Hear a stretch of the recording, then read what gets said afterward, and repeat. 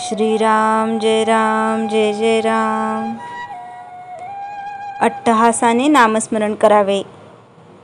नामा इतके सूक्ष्म आणि स्थूल साधन नाही।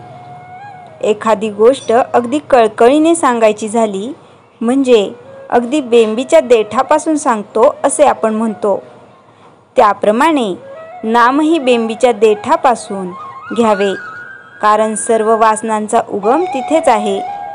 आपण नामाची वस्ती तिथे ठेवून दिली म्हणजे आपोआप वासनाक्षय होईल। उगीच वरवर नामस्मरण करू नये, ते अट्टहासाने आणि अंतःकरणपूर्वक घ्यावे, यातच खरे हित आहे। आता वासनाच मेली तर आम्ही विषय कसे भोगू याची काळजी करू नका। भगवंताची सत्ता जाणली की त्याला सहज जाणता येते। तो जाणेल भगवंत त्याला म्हणावे संत। आपण खेड्यात गेलो की तिथले सभ्य आणि प्रतिष्ठित कोण याची चौकशी करतो। पाटील आम्हाला दिसतो, लोक सांगतात म्हणून आम्ही त्याची भेट घेऊ शकतो, पण परमात्मा निर्गुण निराकार, त्याची ओळख कशी करून घ्यावी कळत नाही। आम्हाला कळत नाही त्या सर्वच गोष्टी आम्ही कधी खोट्या मानतो का?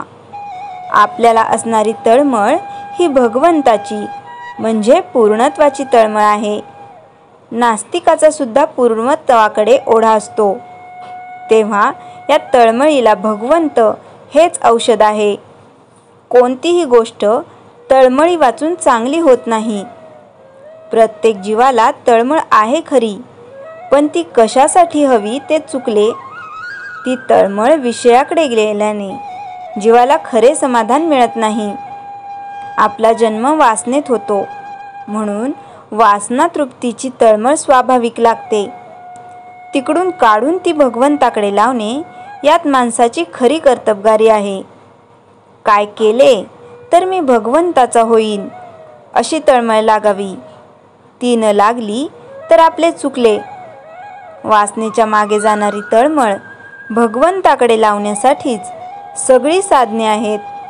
तळमळ निर्माण झाली की भगवंत हात देतो। जगामध्ये असे कोणतेही दुःख नाही की जे भगवंताच्या आनंदाला विरजण घालील।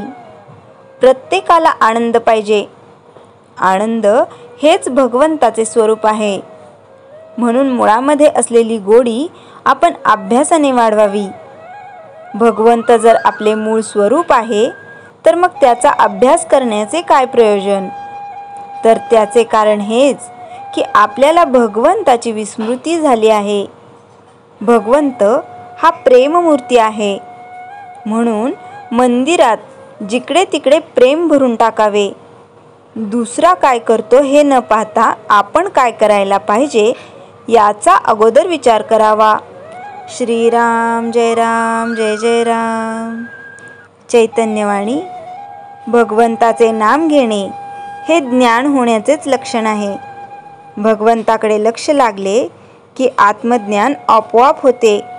श्रीराम जय जय राम। जयाच्या जणी जन्मनामार्थ झाला, जयाने सदा वासनामात केला। जयाच्या मुखी सर्वदा नाम कीर्ती, नमस्कार त्या ब्रह्मचैतन्य मूर्ती। श्रीराम जय जय राम।